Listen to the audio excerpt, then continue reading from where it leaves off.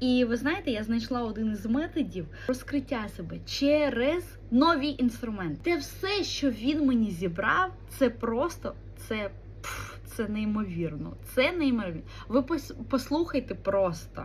Тобто він пише мені: ти створюєш простір, вебінари, майстер-класи, заходи, івенти. І в цьому просторі люди самі розкриваються. Твоє лідерство непомітне, але воно незаперечне. Коли ти в кімнаті, щось відбувається. Я навчилась лідерувати в дії, заходячи в нові ролі без достатньої підготовки. І знаходячи ресурси у процесі. Перша робота моя вчителем – найкращий приклад. Чому?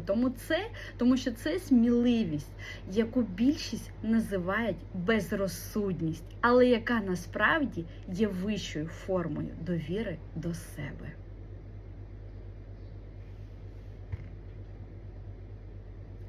Офігеть!